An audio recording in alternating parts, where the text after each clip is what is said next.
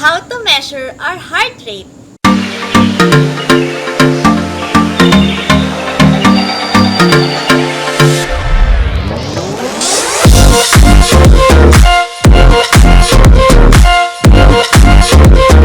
Hello everyone, this is Ma'am Pinky and join me as I perform experiment number 1. In this video, we are going to find the 3 most common pulses in our body and then try to test them to anyone in the household. But first, what is a heart rate? Heart rate, also known as pulse, is the number of times a person's heart beats per minute. It is important to check because it is considered as one of the vital signs in the human body. Normal heart rate varies from person to person.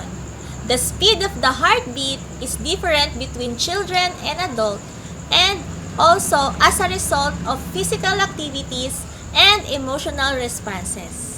Check with your doctor to see what your normal heart rate should be. In this experiment, we will be needing a person to check, a timer, a chair and table, and a journal. Let us first test the resting heart rate. This refers to the heart rate when the person is relaxed. This is a table of normal resting heart rates at different ages according to the U.S. National Institutes of Health as published on the Medical News Today. This article was last medically reviewed on November 14, 2017. An adult has a pulse of about 72 beats a minute. Do you know that hummingbirds have an average heart rate of 1,260 beats a minute? As your heart contracts, blood is forced through your blood vessels. The blood moves at a rhythmic rate based on your heartbeat. This causes the blood vessels in your wrist and neck and other spots to pulsate. All blood vessels have this throbbing movement. The first pulse is called the radial pulse. It is felt on the wrists right under the thumb. The vessels in the wrist are close to the surface of the skin.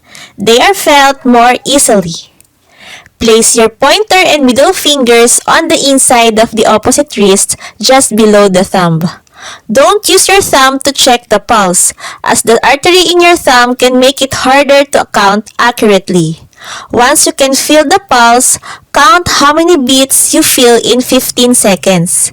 Multiply this number by 4 to get the heart rate. The second pulse is called the carotid pulse. It is felt under the angle of your jaw. Remember to use light pressure. Place your pointer and middle fingers on the side of the windpipe, just below the jawbone. You may need to shift your fingers until you can easily feel the heart beating. Count the pulses you feel for 15 seconds, and multiply this number by 4 to obtain their heart rate. The third pulse is called the pedal pulse. It is felt at the top of your foot. Place your index and middle fingers above the highest point of the bone that runs along the top of the foot. You may have to move your fingers along the bone or slightly to either side to feel the pulse. Once you have found your pulse, count the beats for 15 seconds. Then multiply by 4 to obtain their heart rate. Want to speed up your heart rate? Stand up and run in place for a minute. Do you notice a difference? Exercise means that your muscles need more oxygen. Your heart must pump more blood through your lungs and then pump it out to your muscles. Your heart beats faster and harder to pump more blood. If you keep watching, you'll see your heart rate slow back down as your body catches up on its supply of oxygen. Want to watch your heartbeat? You can watch your heartbeat. Dim the lights, lie on your back with your feet pointing towards a wall. Turn on the flashlight. Put it on your chest with the light end resting on the upper left side of your chest and then the beam shining on the wall by your feet. As you watch the beam, It will move up and down as your heart beats.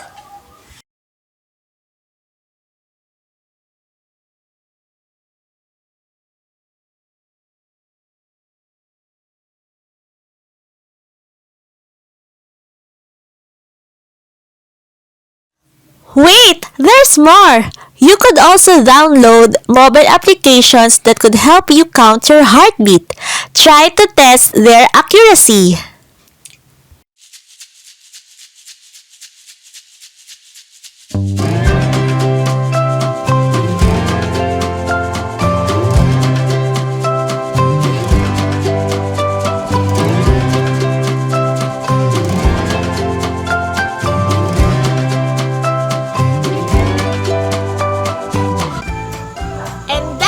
For today, I hope you find this experiment useful.